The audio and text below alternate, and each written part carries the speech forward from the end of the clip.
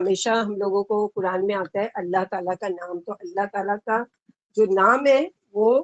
ذاتی نام ہے، یعنی صرف اللہ کے لیے خاص ہے۔ ہم کسی کو دیکھتے ہیں اس کے ساتھ اللہ کے ساتھ کچھ اور لگاتے ہیں، لیکن کوئی اللہ نعوذ باللہ نہیں نام رکھتا، کیونکہ وہ کوئی رکھ ہی نہیں سکتا کہ خاص یہ نام کس کے لیے، اللہ تعالیٰ کے لیے۔ اس کے علاوہ کے نام کوئی رکھنا چاہے تو پھر اللہ تعالیٰ کی صفت کے ساتھ رکھ سکتا ہے، یا جیسے عبداللہ، اللہ کا بندہ، تو اللہ خالی نہیں رکھ سکتے، اللہ کے ساتھ یا اللہ کے نام کے ساتھ عبد لگانا ضروری ہے۔ عبد الرحمن، عبد الرحیم، عبد الکریم، عبد العزیز، عبد الغفار، عبد الجبار، یہ ساری چیزیں، تو یہ اللہ تعالیٰ کا خاص ذاتی نام ہے جو سب سے بڑا اور جامع نام ہے۔ اللہ یہ اس میں تمام اسماء الحسنہ میں سب سے زیادہ شان والا ہے، اس لیے اس کو اسم اعظم بھی کہتے ہیں۔ مخلوق میں اس جیسا کسی کا نام نہیں، اسی لیے نہ تو اس اسم کی کوئی تثنیہ یا جمع ہے، یعنی اللہ صرف اللہ ہے، نہ اس کو ڈبل بنا سکتے ہیں، نہ اس کو جمع کر سکتے ہیں، اور نہ اس کا اپوزٹ ہے۔ یہ اسم اسی طرح استعمال ہوتا ہے۔ دوسری زبانوں میں جو الفاظ اس اسم کے لیے استعمال ہوتے ہیں وہ سب معبود یعنی الہ کے معنی میں استعمال ہوتے ہیں۔ اللہ واجب الوجود ہے، یعنی جس کا ازل سے ابد تک رہنا ضروری ہے، یعنی ہمیشہ سے ہے، جب کچھ بھی نہیں تھا تب بھی اللہ تعالیٰ تھے، جب کچھ بھی نہیں ہوگا تب بھی اللہ تعالیٰ ہوں گے، وہ ہمیشہ سے اور ہمیشہ رہیں گے۔ قرآن پاک میں اللہ کا لفظ بہت دفعہ استعمال ہوا ہے، جیسے سورہ طٰہٰ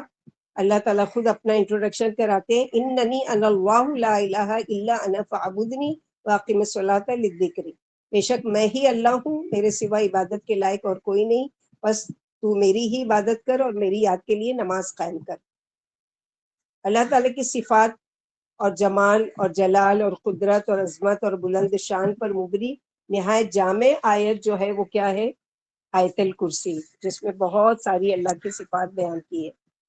اسی طرح سورہ رعد آیت نمبر 28 میں الا بذکر اللہ تطمئن القلوب، خبردار دلوں کو اطمینان اللہ کے ذکر ہی سے ملتا ہے۔ سورہ بنی اسرائیل آیت نمبر 22 لا تجعل مع اللہ الہا آخر، اللہ کے ساتھ کسی اور کو شریک مت بناؤ۔ تو بہت ساری جگہ پر اللہ تعالیٰ کا نام آتا ہے قرآن میں۔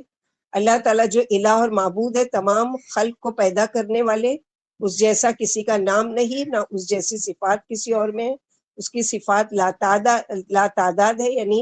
ان لمیٹیڈ ہے، وہ اپنی صفات میں کامل ہے، اس کو اپنی صفات میں کسی کی مدد کی ضرورت نہیں، کیونکہ وہ لم یلد ولم یولد ولم یکن لہ کفوا احد ہے۔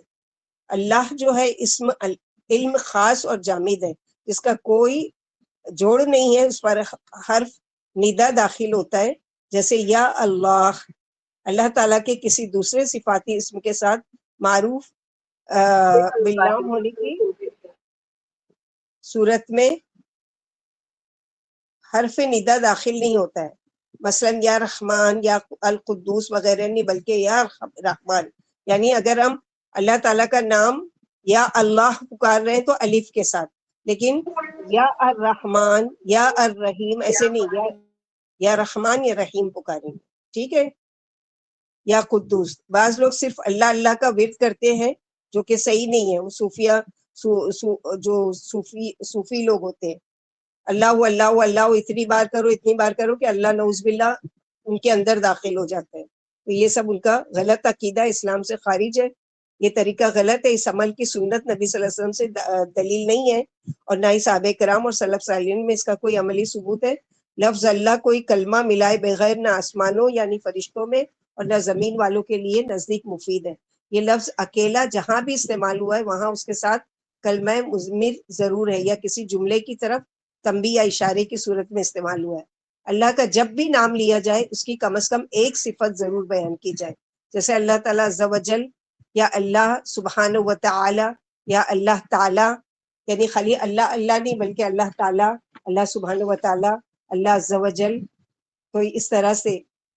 علماء کرام نے صوفیوں کے عام ذکر اللہ اللہ کو جملہ ملائے بغیر کہنا بدعت شمار کیا، کیونکہ ان لوگوں کا طریقہ یہ کہ اللہ کے کوئی اور اس کے ساتھ نہیں پکارتے، خالی اللہ اللہ کرتے ہیں، اس لیے ہم کو منع کیا گیا کہ ان کی مشابہت سے بچنے کے لیے ہم جب بھی کہیں گے تو کیا کہیں گے؟ اللہ تعالیٰ، اللہ سبحانہ و تعالی، اللہ ذی الجلال والاکرام، اس طرح، کیونکہ رسول اللہ صلی اللہ علیہ وسلم نے ہمیشہ مکمل جملوں کو بیان کیا ہے، جیسے سبحان اللہ والحمد للہ ولا الہ الا اللہ واللہ اکبر ولا حول ولا قوۃ الا باللہ لا الہ الا اللہ وحدہ لا شریک لہ، ایسے کلمہ۔ اسی لیے شرک سے بچنے کے لیے ہم کو کیا سکھایا گیا کہ جو بھی شرکیہ اگر کوئی کے دل میں رائی کے دانے کے برابر بھی کوئی شرکیہ عقیدہ آ جائے، یا کوئی مشکل یا پریشانی میں ہے، تو کثرت سے اللہ کو کیسے پکارے؟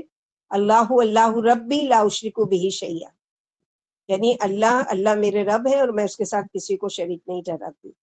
جیسے نماز شروع کرتے ہیں ہم لوگ کیا کہتے ہیں؟ اللہم باعد بینی و بین خطایایا کما باعدت بین المشرق والمغرب، یہ دعا پڑھتے ہیں نا اللہ کے نام کے ساتھ۔ تو اللہ سبحانہ و تعالیٰ کی یہ صفات ہے